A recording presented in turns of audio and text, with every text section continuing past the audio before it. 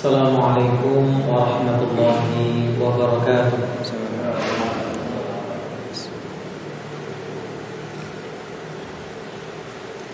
Bismillahirrahmanirrahim. Alhamdulillahirabbil alamin. Wassalatu wassalamu ala asyrafil anbiya'i wal mursalin nabiyina Muhammadin wa ala alihi wa sahbihi ajma'in. Amma ba'du. Kaum muslimin rahimakumullah, ibu-ibu, bapak-bapak, saudaraku kaum muslimin yang semoga Allah selalu merahmati kita semua.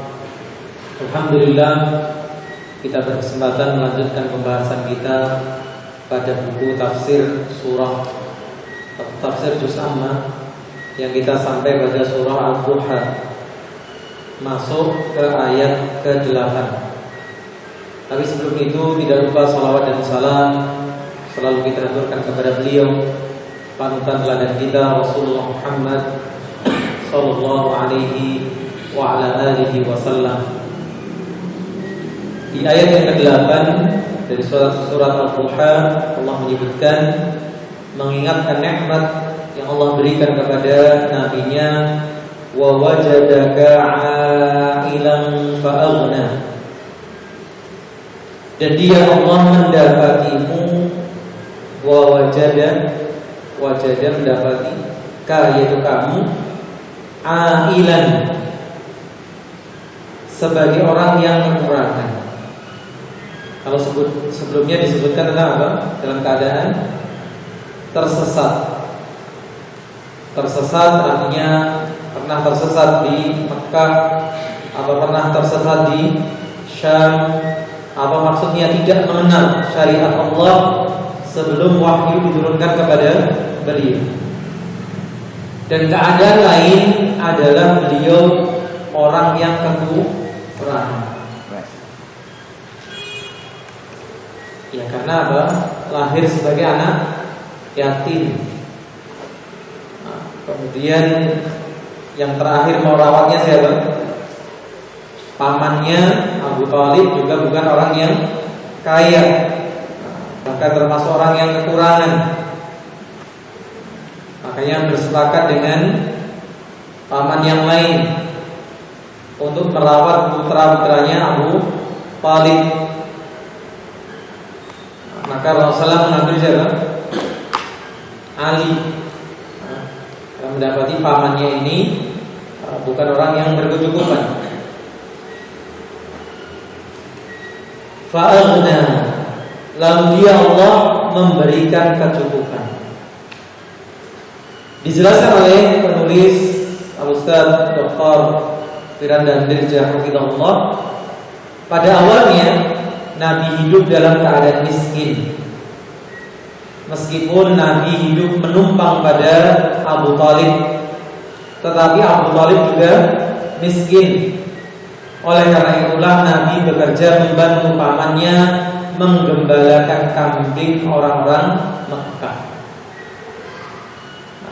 Dan ini kalau kita membahas permasalahan apa? Ini sunnahnya para nabi dan Rasul. Jadi ya, yaitu mengembalakan kambing. Hampir semua, bahkan dikatakan semua nabi dan Rasul itu pernah punya pekerjaan apa? Mengembalakan kambing. Nah, dan ini keutamaan kambing. Nah, bagi apa? Peternak ya. Nah, tapi sekarang ini nggak gembala masalahnya. Masih sama kira-kira keutamaan. Kalau dulu digembala itu kan kenapa? Menggiringnya gitu ya. Pernah siapa yang pernah merasakan angin pedus gitu ya? Nah, kalau ngarit itu kan dia dalam posisi pasif. Nah, jadi kalau menggembala angon itu apa? Kambing itu pokoknya asal kepegang. Di antara kawanan itu ada pemimpinnya. Ini salah satu hikmah. Ini kalau kepegang pemimpinnya sudah, khususnya kambing domba. Kalau Jawa beda lagi karakternya. nafsi-nafsi. Makanya apa? Kambing Jawa itu kandangnya juga sendiri-sendiri. Nah itu dengan demikian juga apa pelajarannya mengenal karakter manusia. Ada ya? Manungsoi saja ono sing dikumpulke, ono sing kudu dipisah-pisah diri. Maka subhanallah, bukan kambing miliknya sendiri. Jadi saking apa? Pas-pasannya keadaan paman, keadaannya Nabi SAW sampai masa kecilnya itu buruk. Buruk apa? Buruk Amon. Jadi bukan kambingnya sendiri, tapi ada kambingnya orang-orang Mekah. Hal itu dilakukan agar mendapatkan upah demi membantu pamannya Abu Thalib. Tapi kemudian di kemudian hari Nabi bekerja kepada Khadijah dan akhirnya menikah dengan Khadijah yang kaya dan mengorbankan seluruh hartanya untuk Islam. Dan itu pun juga sebenarnya tidak seringkas ini ceritanya. Jadi bahwa Nabi SAW kemudian diajari pamannya untuk apa? Berdagang. Dan banyak versi menyebutkan beliau sudah menjadi pedagang yang sukses sebelum bekerja sama dengan Khadijah. Sehingga ada sebagian mengkritik mindset sebagian santri atau dai, kemudian habis jadi santri jadi dai. Apa itu? Golek anake wong sugih. Nah, jadi aku tak fokus ngajar dakwah. Nah, kan bojoku wis anake wong sugih. Terus sedikit diopeni Pak nih, ini nggak bener gitu ya. Kemudian apa? Mengira itu dibenarkan dengan kisahnya Nabi Muhammad SAW. Seakan Nabi Muhammad SAW itu hidupnya ditanggung oleh Khadijah. Dan itu dibuktikan ketika menikah dengan Khadijah itu maharnya sekian banyak onta emas. Jadi bukan orang yang menumpang kepada Khadijah. Memang tidak dipungkiri hartanya Ummul Mukminin Khadijah itu banyak diinfakkan untuk apa? Membantu perjuangan Rasulullah SAW. Tapi bukannya kemudian Allah SAW menumpang kekayaan siapa? Ummul Mukminin Khadijah. Beliau juga dipertemukan dengan sahabat yang mulia Abu Bakar radhiyallahu anhu yang juga mengorbankan seluruh hartanya untuk Islam. Selanjutnya Allah menakdirkan Nabi SAW menang dalam banyak perang. Nah ini yang kemudian merubah jalan hidup kaum muslimin, baik nabinya maupun para sahabatnya. Di mana ghanimah, harta rampasan perang itu yang menjadikan mereka kehidupannya yang dari sebelumnya tidak punya, khususnya orang-orang muhajirin yang harus meninggalkan harta benda mereka di Mekah, kemudian menjadi sejahtera karena tambahan-tambahan dari ghanimah. Dan nanti akan kita baca dalam Riyadhus Shalihin, ya, bagaimana Abdurrahman bin Auf menangis mengingat sahabat-sahabat yang masih tidak punya, sudah meninggal dulu. Beliau takut kalau kekayaan yang datang kemudian itu pahala yang disegerakan. Kalau pahala disegerakan berarti di akhirat bagiannya bisa berkurang, bahkan bisa hilang. Itu takutnya siapa? Abdurrahman ibn Auf yang memang kita kenal sebagai orang yang kaya raya, di mana mendapatkan harta ghanimah dan harta fai. Apa bedanya ghanimah dengan fai? Keduanya sama-sama rampasan perang, tapi ghanimah itu didapatkan setelah peperangan, sedangkan fai itu tanpa peperangan.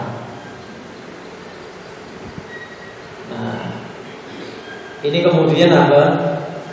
Disalahartikan oleh sebagian yang punya pemahaman menyimpang. Jadi saudara-saudara kita kaum muslimin apa?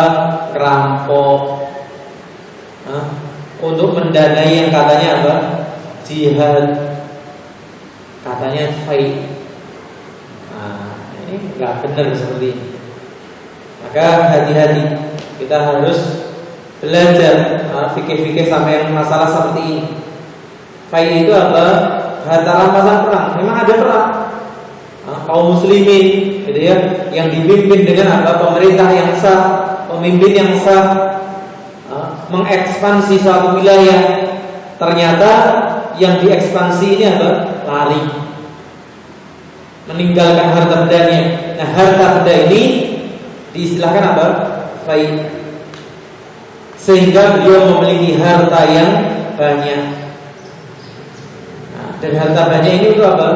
Bukan kemudian ditumpuk untuk memperkaya diri. Nabi pun membagikan kepada fakir miskin dan orang-orang yang membutuhkan. Oleh karena itulah beliau adalah orang yang paling dermawan. Ketiga karunia yang diberikan Allah kepada Nabi SAW merupakan bukti dari firman Allah, walal akhiratu khairul laka minal ula. Di awal disebutkan bahwa apa yang kemudian hari, baik di kemudian hari itu di dunia maupun kemudian hari di akhirat, lebih baik bagimu daripada yang permulaan. Ya, namanya permulaan semuanya butuh apa? Perjuangan. Dan semua perjuangan itu pasti ada titik apa? Allah memberikan kemudahan, kelapangan. Tapi kapan itu? Wallahu a'lam. Bisa jadi di saat kita masih hidup, ataupun apa? Pada anak atau cucu kita. Ini yang harus kita pahami. Perjuangan-perjuangan yang kita lakukan dalam mendapatkan Islam bisa jadi bukan kita yang memetiknya di dunia, tapi pasti di akhirat itu apa? Setiap yang memperjuangkan Islam akan memetik hasilnya.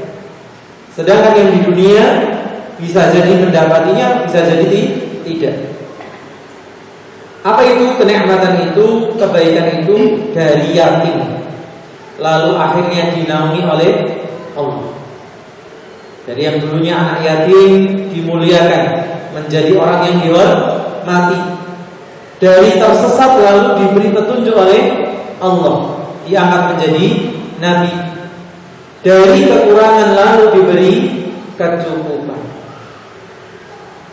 Inilah bukti bahwa Allah tidak pernah meninggalkan Nabi SAW seperti yang disangkakan oleh siapa? Ummu Jamil, istri Abu Lahab. Kemudian Allah mengingatkan supaya apa? Kemarin kita katakan kacang jangan lupa kulitnya. Beliau yang berangkat dari anak yatim, Allah ingatkan, fa ammal yatima fala taqhar. Maka terhadap anak yatim janganlah engkau berlaku sewenang-wenang. Dan ini sifat yang Allah sebutkan di surat Al-Ma'un tentang orang yang mendustakan agama, yang mendustakan hari pembalasan. Ara'aital ladzi yukadzibu bid-din fadzalika alladzi yad'ul yatim. Tidakkah engkau melihat orang-orang yang mendustakan agama, mendustakan hari pembalasan? Siapa mereka? Yaitu orang-orang yang bersikap kasar terhadap anak yatim. Padahal anak yatim itu seharusnya apa? Disayangi, disantuni, gitu ya, dirawat. Dan itu ya sepanjang dia apa? Membutuhkan kasih sayang perawatan itu. Dan yatim siapa yang yatim itu? Man mata abuhu wa huwa dunal bulugh. atau wawa shaghir. Anak yang meninggal oleh siapa? Bapaknya. Jadi istilahnya hanya ada yatim sebenarnya dalam syariat. Enggak ada istilah piatu. Piatu itu kalau nulisnya gimana kalau dengan huruf hijaiyah? Ada huruf hijaiyah T. Makanya itu bukan istilah bahasa Arab, bukan istilah syariat. Orang Arab bingung kalau antum menjelaskan nahnu huna masyaallah ma'hadil yatim wa piatu. Kami di sini nih pondok untuk yatim dan piatu. Orang Arab bingung piatu yopo ini. Dari hurufnya aja gak ada yang cocok. Pakai huruf apa? Fa kan adanya yang paling dekat. Piatu adanya bukan piatu. Jadi yang ada secara syariat itu yatim. Kenapa? Karena namanya suami, namanya bapak itu tulang punggung keluarga. Makanya ketika apa? Allah menyebutkan tentang laki-laki itu sebagai apa? Qawwam, pemimpin, pelindung. Kenapa? Ar-rijalu qawwamuna 'alan nisa. Lelaki itu pemimpin, pelindung bagi wanita. Kenapa?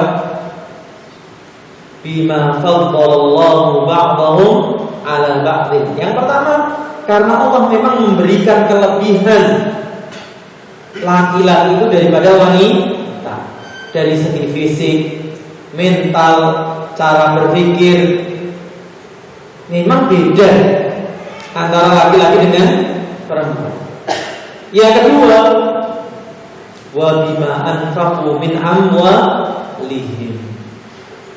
Dan dengan apa yang mereka infakkan, keluarkan dari hartanya siapa? Si laki-laki ini. Maka kehormatan laki-laki, harga diri laki-laki pada apa? Pada nafkah yang diberikan. Makanya mau menikah apa disyaratkan mahar sebagai indikator kemampuan untuk menafkahi keluarga. Maka kapan anak itu dikatakan yatim? Kalau kehilangan tulang punggungnya, yaitu seorang bapak. Walaupun ya ini fenomena akhir zaman, banyak single parent. Maksudnya single parent siapa? Ibu yang entah berpisah dengan suaminya atau ditinggal suaminya, meninggal tapi masih eksis gitu ya. Luar biasa. Dimana kadang kalau apa, tidak semua laki-laki mampu ditinggal istri, gitu ya. Merawat anak, masih harus bekerja. Ibu-ibu ini luar biasa, gitu ya. Single parent gitu. Baik. Maka yatim itu nggak boleh diperlakukan kasar, nggak boleh dibentak-bentak. Dan kadang ini terjadi kenapa? Karena anak-anak yatim ini dianggap beban, entah oleh pamannya, pak letnya, pak d-nya, yang mereka punya kewajiban seharusnya apa? Ketika ponakan-ponakannya ini kehilangan bapaknya, mereka yang berkewajiban apa? Merawat anak-anak yatim ini. Dan subhanallah, ini dalam pembahasan kemarin gitu ya, dalam pembahasan itu tadi,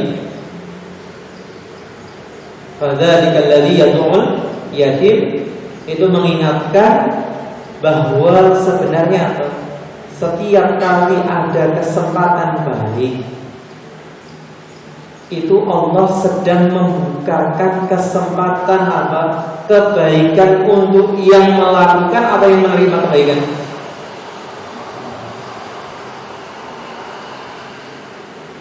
Kira-kira yang pernah mendapatkan manfaat dari sebuah kebaikan, yang memberi atau yang menerima? Dua-duanya.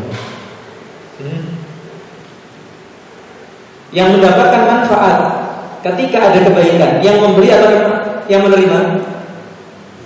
dua-duanya. Tapi kalau pertanyaan berikutnya, siapa yang lebih besar? Apa? Yang memberi. Yang menerima apa? Ya sudah, dia menerima. Kenapa butuh bantuan? Lapar. Berarti kan dia apa? Dapat bantuan untuk beli makanan, kenyang, selesai. Butuh bantuan untuk apa? Pendidikan. Dapat bantuan, bayarkan pendidikan, selesai. Tapi yang memberi apa? Apa yang didapatkan memberi? Pahala. Minimal berapa? 10 kali lipat. Bisa sampai 700. Apalagi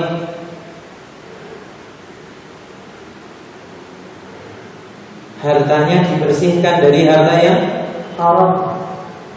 Hartanya jadikan harta yang berkah. Sedekah itu dia mengurangi harta. Apalagi membersihkan hati dari sifat bakhil. Dan subhanallah, itu berlaku pada semua kebaikan. Ketika Allah membuka ilmu kebaikan, berarti Allah itu sedang apa? Membuka kesempatan kita mendapatkan kebaikan yang berlipat-lipat. Termasuk ketika ada anak yatim di lingkungan kita. Semalam kita ceritakan ya Pak ya. Saya punya pengalaman, sebagian kenal insyaallah, Mbah Mul rahimahullah. Pak Mul Inkar itu dulu sempat di Madiun bangun beberapa kamar yang sempat kemudian jadi studio TV kita. Itu ketika saya datang ke Madiun, tanya, ini dulu kok kamar-kamar bentuknya untuk apa? Ada 3 kamar kalau nggak salah, dan 1 dapur, ada kantornya di depan, ada 2 kamar mandi. Ini dulu rencananya untuk tempat anak yatim. Mas Lukman masih ingat juga proposalnya dan sebagainya, mungkin kalau terlibat waktu itu. Lah kok terus nggak jalan? Susah cari anak yatimnya.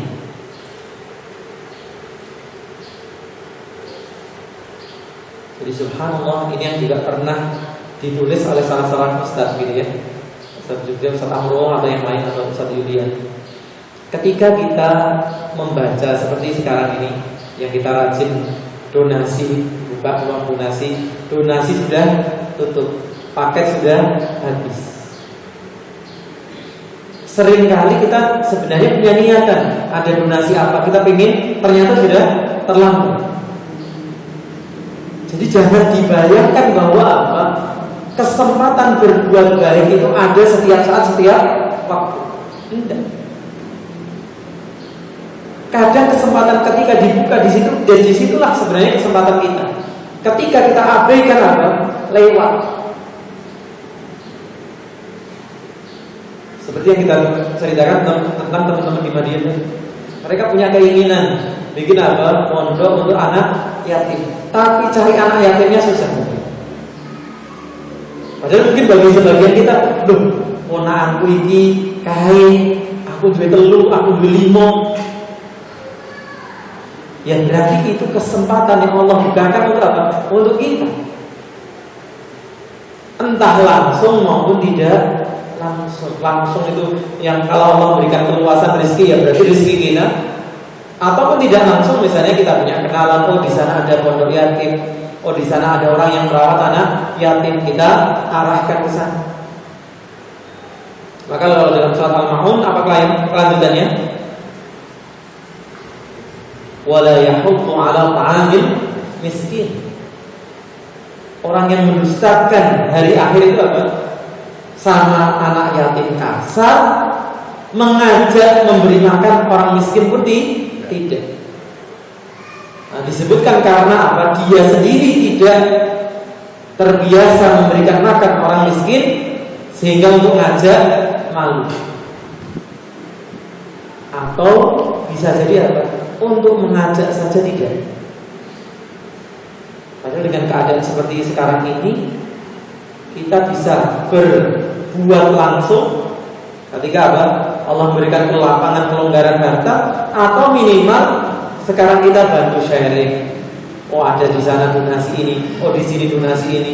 Sekedar apa? Pasang di status. Habis berapa ratus ribu? Masang status kita itu makan berapa puluh giga? Subhanallah. Mudah ringan. Maka subhanallah kita diingatkan, kita itu untuk menjadi pelaku langsung atau apa? Minimal perantara dalam kebaikan. Maka ketika ada anak yatim jangan apa? Berlaku sewenang-wenang kasar. Ayat ini merupakan ayat yang paling dimengerti oleh Nabi Hasan. Kenapa? Beliau sangat mengetahui kondisi seorang anak yatim karena beliau hidup dalam keadaan yatim pada masa kecil.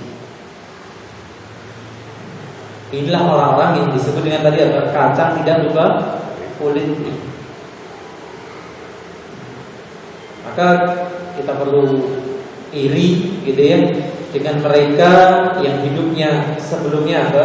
Kekurangan, sukses, tapi masih ingat dulu kalau saya berangkatnya dari apa?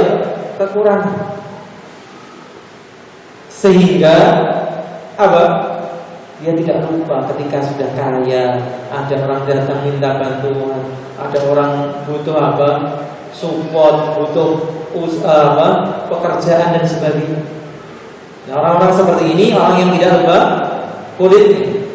Maka Nabi SAW sangat paham keyatiman Nabi SAW adalah yatim yang sempurna. Beliau sama sekali tidak pernah merasakan kasih sayang seorang ayah. Bahkan ia ditinggal mati oleh ibunya ketika berumur 6 tahun saat mulai merasakan kasih sayang seorang ibu. Subhanallah. Dan kemarin sempat ada yang tanya, apakah yatim itu? Ternyata ada yang memahami yatim itu seperti yatimnya Nabi SAW. Apa? Kalau ayahnya meninggal sebelum lahir. Nah, ini sekarang kita ketemu istilahnya. Ini yatim yang sempurna. Sedangkan yatim yang tidak sempurna, maksudnya itu istilah saja. Ya, dia termasuk istilahnya yatim selama apa? Dia belum balik. Kemudian apa? Bapaknya meninggal.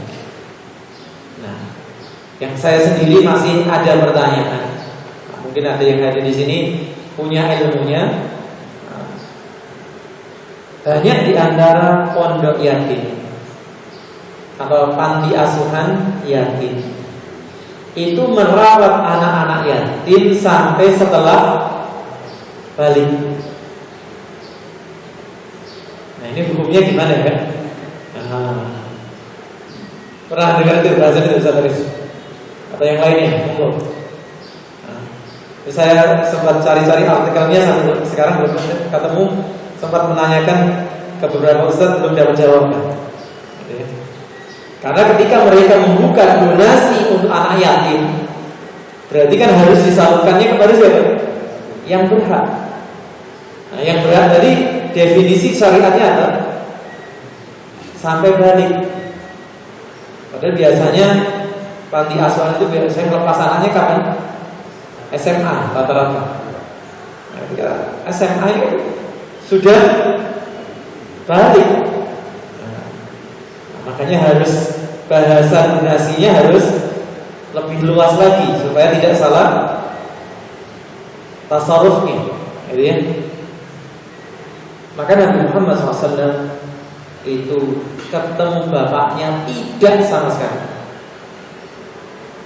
Dan 4 tahun diasuh orang lain. Dan hanya ketemu ibunya 2 tahun. Umur 5, umur 6 tahun. Ini kan umur apa? Bocah mulai jauh, mulai paham. Ini apa? Ibunya, kasih sayangnya. Subhanallah, malah ditinggal meninggal. Jadi kalau kita berbicara kesedihan hidup, teladan kita sudah merasakan yang lebih dari setiap apa yang pernah kita rasakan. Beliau sangat mengetahui perasaan seorang yang kehilangan ibu. Kehilangan ayah merasakan, kehilangan ibu merasakan, kehilangan kakek merasakan, kehilangan paman. Walaupun kemudian sudah umur berapa kehilangan paman? Sudah 50-an tahun, gitu ya. Paman yang membelai beliau. Oleh sebab itu Nabi SAW tidak mungkin mencela seorang yatim. Nabi tidak mungkin bersikap sewenang-wenang terhadap anak yatim, karena beliau pernah merasakan hidup dalam keadaan dalam apa? Keyatiman.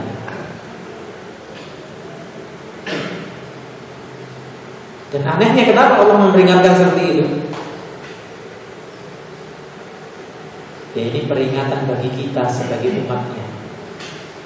Seperti ayat tentang peringatan perbuatan apa? Syirik. La in asyrakta la yahbatanna amal. Sampai kamu berbuat syirik, dan tidak mungkin tentunya Nabi SAW berbuat kesyirikan. Dia yang mengajak manusia yang paling beriman, yang paling kenal Allah, tapi tetap Allah memperingatkan. Dan beliau bukan orang yang paling tahu perasaan anak yatim, sehingga tidak mungkin memperlakukan anak yatim dengan sewenang-wenang. Tapi Allah ingatkan untuk siapa pun kita umatnya. Maka kaidahnya para ulama apa? Al-lafzu al-ibratu bi umumil lafzi la bi khususis sabab. Pelajaran itu diambil dengan apa? Keumuman lafaz. Lafaz itu ditujukan kepada setiap orang, berarti untuk setiap orang, bukan dengan khususnya sebab.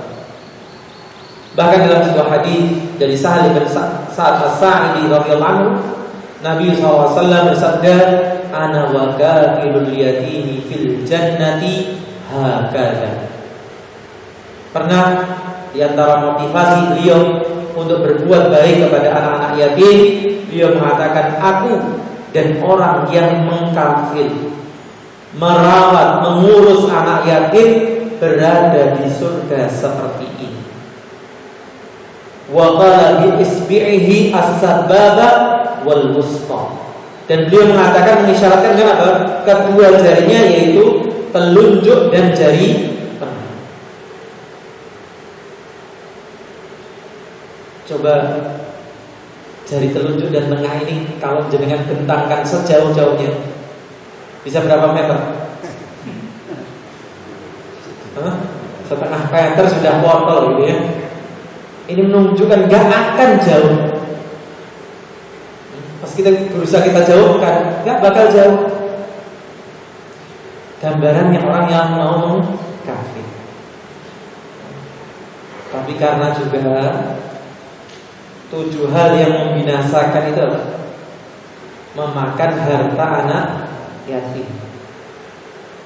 Makanya sampai sekarang saya belum berani secara khusus, jadi ya, untuk menerima atau mengadakan pondok khusus anak yatim.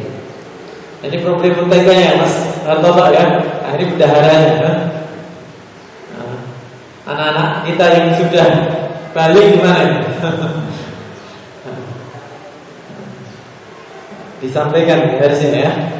Kamu ini sudah tidak masuk hitungan yatim, ya. Nanti kita carikan bantuan dari yang lainnya. Yang yatim harus dialokasikan untuk yang belum balik. Apalagi anak putri, itu kan lebih cepat baliknya. Sebagian 9 tahun itu sudah haid, gitu ya. Kemudian yang berikutnya, yang tidak boleh kita bersikap kasar, sewenang-wenang. Wa amma-sa'ila fala tanhar.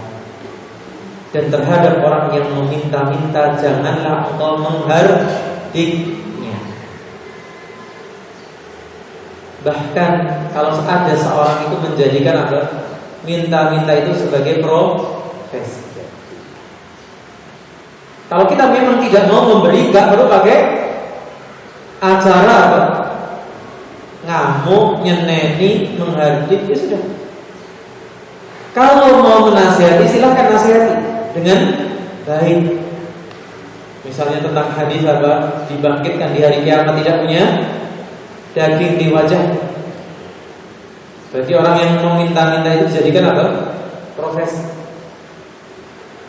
Tapi ya nasihat itu dengan baik. Tujuan memberi nasihat itu apa? Agar orang yang kita nasihat itu berubah. Jadi nasihat itu, ingat kadang itu yang salah gitu ya. Baik yang ngomong sendiri, khususnya yang ngomong sendiri, gitu ya, maupun kita semua. Kita perlu ingat, kadang setan itu membungkus kemarahan dengan bungkus apa?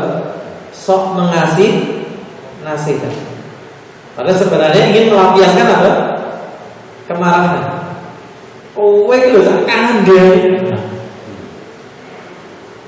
Nah, jadinya acaranya lain. Ketika nasihat itu sebenarnya apa? Pelampiasan kemarahan yang dibungkus dengan apa? Acara nasihat. Akhirnya bentak-bentak dan sebagainya. Nah, ini yang perlu kita mawasdi. Maka dijelaskan oleh penulis Hafizahullah, sebagaimana dahulu engkau tersesat, tidak mengerti akan ilmu dan iman. Jika ada orang meminta bertanya ilmu kepadamu, janganlah engkau menghardiknya, akan tetapi lembutlah kepadanya dan berikanlah ilmu kepadanya. Subhanallah.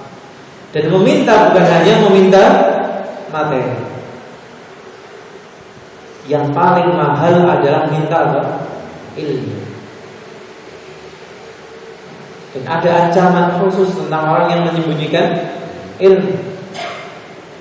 Jadi kalau kita dulunya belum kenal dengan dakwah ini, belum kenal dengan sunnah, bertanya sana, gitu ya, bertanya ke sini,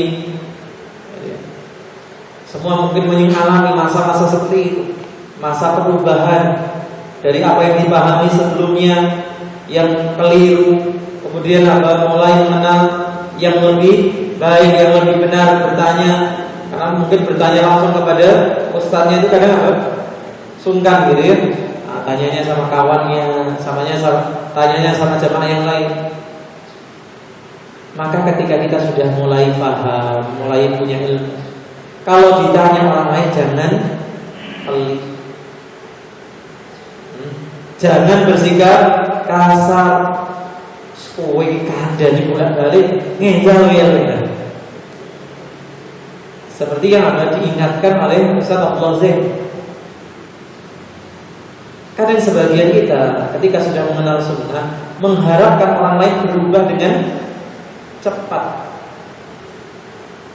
Kowe suka jak ngaji terus bolak-balik ke pengajian ijik ngono wae. Padahal apa? Kita sendiri mungkin kalau flashback perjalanan kita kenal apa? Petunjuk, kebenaran, mungkin perjalanannya berapa? Berbulan-bulan, mungkin bertahun. Tapi bagi orang lain kok kemudian disuruh berubah sehari dua hari. Nah, ini yang tidak benar. Inilah peringatan kepada para dai dan ulama agar mereka bersabar dengan orang-orang yang bertanya kepada mereka, agar bersabar dalam berdakwah. Ada banyak orang bertanya tapi tidak memiliki atau belum tahu ada bertanya, sehingga kadang-kadang mengganggu dai dan ulama tersebut. Kadang memang seperti itu. Jadi yang hadir di pengajian itu tidak semuanya sudah apa? Paham, ada menuntut ilmu, gitu ya. Ya diingatkan. Misalnya tentang apa kehadiran, misalnya tentang apa tempat duduk, misalnya tentang diam, misalnya tentang apa makan di mana, ya dimaklumi.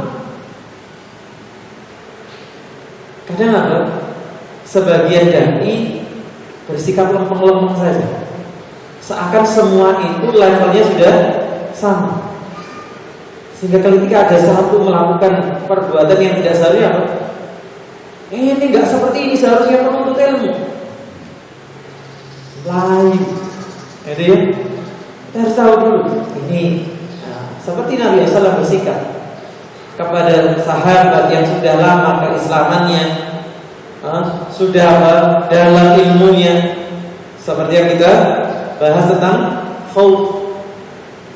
Sahabat siapa? Usamah bin Zaid yang membunuh orang sudah mengatakan la ilaha illallah. Memperlakukan manusia secara zahirnya ya, bukan tentang khauf sebelumnya. Memperlakukan manusia itu secara zahir. Itu Nabi SAW sampai marah besar. Padahal kalau dirunut ceritanya, orang ini yang mengatakan la ilaha illallah sudah terdesak. Tadi sudah membunuh kaum muslimin, sekarang terdesak tinggal ditebas, kemudian mengatakan la ilaha illallah. Logikanya apa? Dia lari, hanya ingin cari selamat. Tapi Nabi SAW tidak bisa menerima. Sampai mengatakan apa? Sudah dibelah belum itu dadanya. Sedangkan orang Badui yang kencing di masjid, yang semua orang siap apa? Gebuki, beliau malah bersikap lembut. Karena subhanallah ada orang bertanya. Jadi pernah dalam sebuah kajian orang bertanya, pernah saya ceritakan, Ustaz, apakah pohon khuldi itu masih ada di surga? Loh, kenapa Mas tanya gitu Mas? Ustaz, kalau nanti masuk surga terus makan buah itu diusir dari surga gimana Ustaz? Ya. Ini orang-orang yang kadang suka kena virus Libra, baca main logika seperti itu. Jadi jawabnya kok pede mentok Mas, wong awake dhewe iki mlebu surga mesti gitu. Sing dipikir bisa. Subhanallah. Jadi memang mengajar, mendidik. Dan ketika kita berbicara dai dakwah, ini bukan tentang pengajian saja. Jadi jangan sampai yang terbetik dalam hati anda, jadi kan urusan ustaz. Aku gak tahu dakwah. Nah kita semua ini kan dai. Para suami ini dai kepada siapa? Istrinya, kepada anak-anaknya. Ibu-ibu ini apa dai terhadap anak-anaknya, kenalannya, temannya. Kita semua ini dan perlu bersabar, memang luar biasa. Apalagi yang memang ustadznya, gurunya yang berprofesi pengajar, lebih butuh apa? Bersabar lagi. Jika mereka merasa terganggu, ingatlah ayat ini agar mereka lebih bersabar, karena kesesatan, kejahilan yang dimiliki penanya itu adalah kehinaan. Sementara itu petunjuk ilmu yang dibutuhkan mereka merupakan karunia yang besar. Mereka ingin lepas dari kehinaan dengan bertanya. Tapi mungkin karena apa? Kurangnya ilmu, kurang adabnya, kurang tahu etikanya dan sebagainya. Ya harus sabar. Ayat ini berlaku umum dan bukan hanya berkaitan dengan orang yang bertanya tentang ilmu. Kemudian bertanya tadi bukan hanya apa? Ilmu. Apabila ada orang yang meminta-minta sementara kita tidak mampu memberinya sesuatu, janganlah kita menghina dan menghardiknya. Akan tetapi kita hendaknya menolak dengan kata-kata yang halus jika memang tidak mungkin. Dan biasanya gitu ya. Ini bukan curcol ya. Yang meributkan tentang apa? Proposal, donasi dan sebagainya, dia sendiri gak pernah nyumbang gitu ya. Sedangkan banyak orang Masya Allah yang nyumbang itu malah adem. Jadi kalau kita ini gak mampu berbuat sesuatu, jangan menutupi kekurangan kita dengan perbuatan yang seakan bertolak belakang. Subhanallah. Banyak orang kemudian apa? Nyinyir tentang suatu amanah. Wah, dia melakukan begini, pamer dia. Dia sendiri apa? Ternyata tidak melakukannya. Jadi hati-hati dengan sikap-sikap seperti ini. Ya, kita perlu segera kejadian ya, Masya Allah. Langsung menandai wilayahnya di meja ya. Sikap inilah yang diamalkan oleh Nabi SAW. Beliau tidak pernah menghardik orang-orang yang meminta-minta. Bahkan Nabi SAW disifati oleh para sahabat apa? Annahu la yaruddu sa'il. Bahwa beliau itu tidak pernah menolak orang yang meminta. Dan itu pernah kita baca dalam Riyadhus Shalihin dalam bab sabar. Ketika datang ada orang meminta, dikasih, datang lagi, dikasih, datang lagi, dikasih sampai habis. Beliau kemudian mengatakan apa? Sudah tidak punya. Sampai kemudian memberikan nasihat. Wa man yasta'fif yu'ifahullah. Orang yang menjaga kehormatan dirinya dengan tidak meminta-minta, Allah akan memuliakan menjaga kehormatan diri. Dan bagaimana orang bisa menjaga kehormatan dirinya? Lafaz berikutnya, wa man yastaghni yughnihillah. Orang yang merasa cukup akan Allah berikan kecukupan.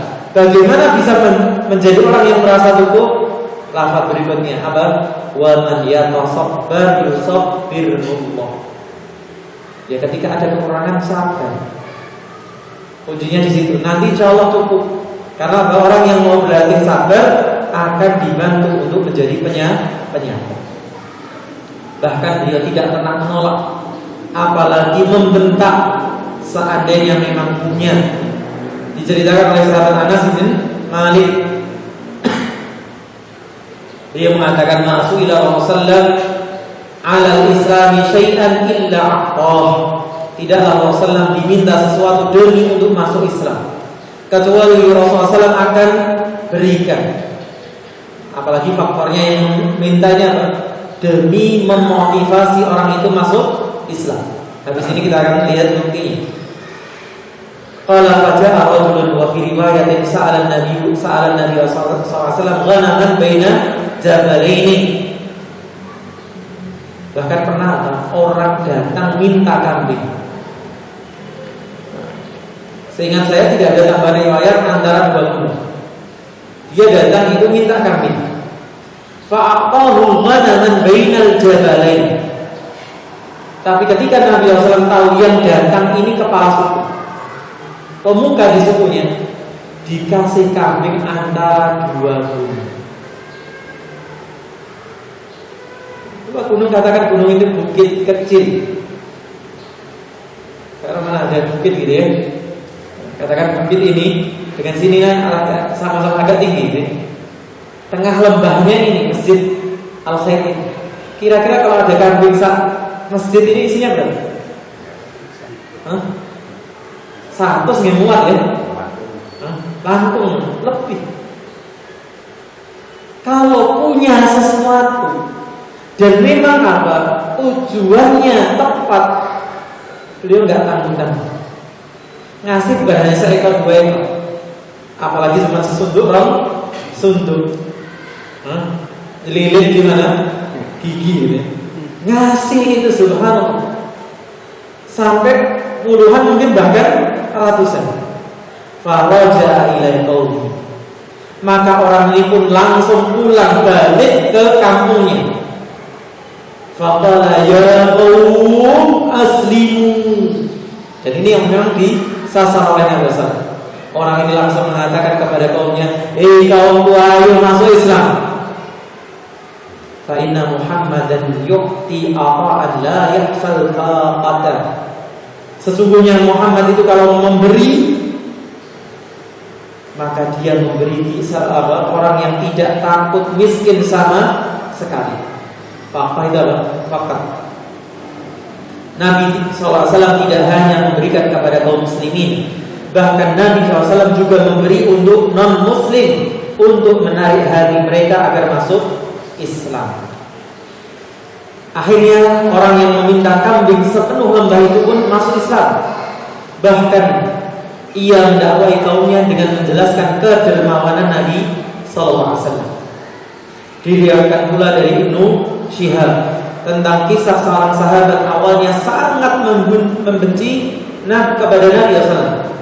Ibnu Syihab berkata, "Ghaza Rasulullah SAW ghazwatul Fath yakni Fathah Makkah.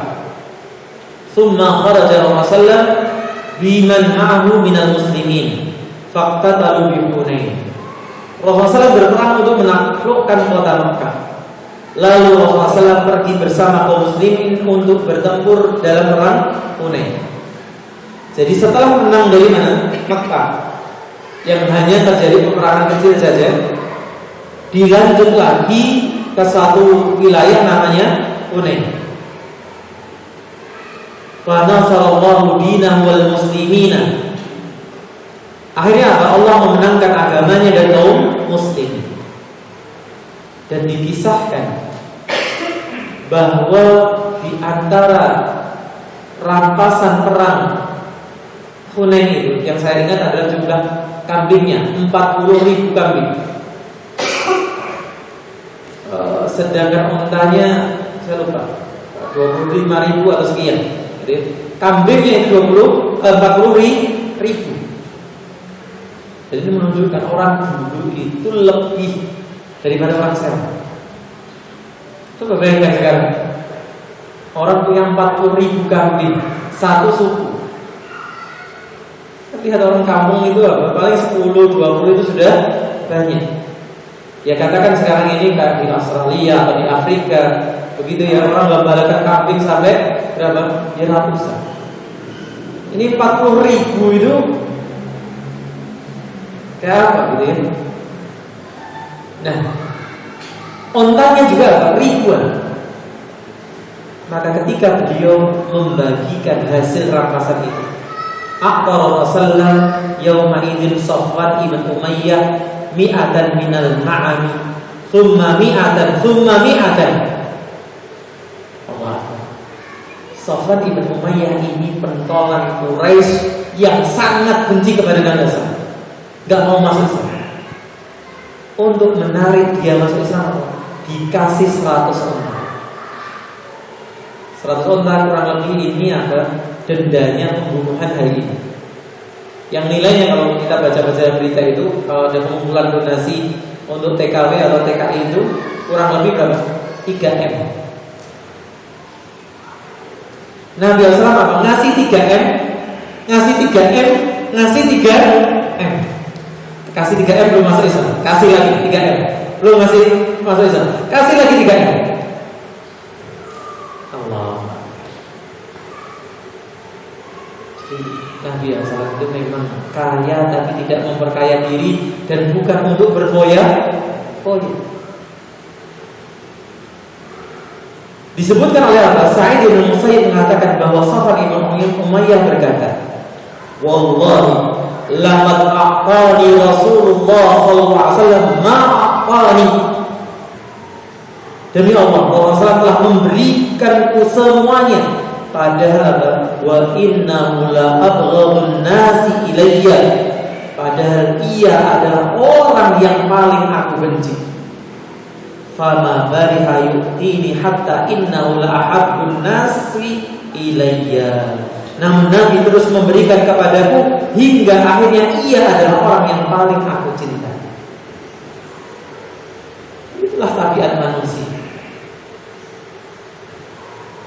Bahwa benci bisa jadi cinta gara-gara harta. Pun sebaliknya, cinta bisa berubah jadi benci juga karena harta. Maka seringkali perselisihan itu sebenarnya UUD, gitu ya.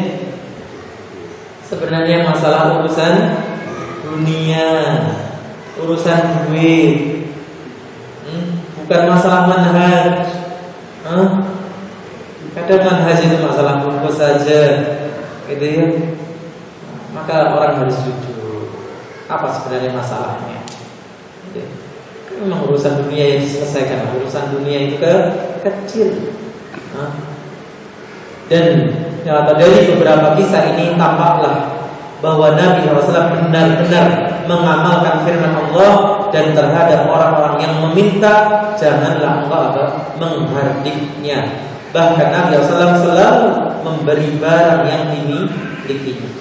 Termasuk kisah itu baru dapat hadiah baju dipakai sekali, ada sahabat yang ingin langsung kasih. Kita gitu ya, nah, jangan kita lah, saya kan jangan ngomong orang ngerti foto promo gitu ya, dia nyar tinggu jalur. Tapi Nabi SAW itulah, makanya kalau Ustaz Firanda itu sering menyebutkan, ya itulah, beliau memang bukan dalam level kita, bersikap terhadap istri-istrinya, bersikap dengan para sahabat, bersikap dalam riwayatnya Anas tidak pernah memarahi, melakukan sesuatu tidak hanya kenapa kamu begini, tidak melakukan sesuatu kenapa tidak melakukan, enggak pernah 10 tahun. Kita ada tukang, ada rewan, baru seminggu aja jadi ngene apa? Aku ngomong subhanallah. Nabi SAW 10 tahun. Anas radhiyallahu anhu jadi apa? Cantriknya, jadi pelayannya. Tidak pernah ditanya kenapa melakukan begini, kenapa meninggalkan begitu. Karena memang levelnya yang berbeda. Ya tugas kita berusaha untuk sedikit apa? Mencontoh beliau. Wallahu ta'ala. Oke. Mungkin ada koreksi pertanyaan. Bismillah Ustaz, bagaimana jika mendirikan panti jompo? Mendirikan pribadi. Apakah sama nilai pahalanya dengan mendirikan panti atau yayasan anak yatim? Jawabnya tidak sama. Jadi, karena memang yang disebutkan dalilnya secara khusus tentang apa? Anak yatim. Karena orang jompo itu ya seharusnya apa? Anak-anaknya yang merawat. Tapi apa? Ya tetap berpahala dan insya Allah pahalanya besar. Khususnya ketika kita apa? Merawat orang-orang yang tidak punya keluarga, terlantar. Karena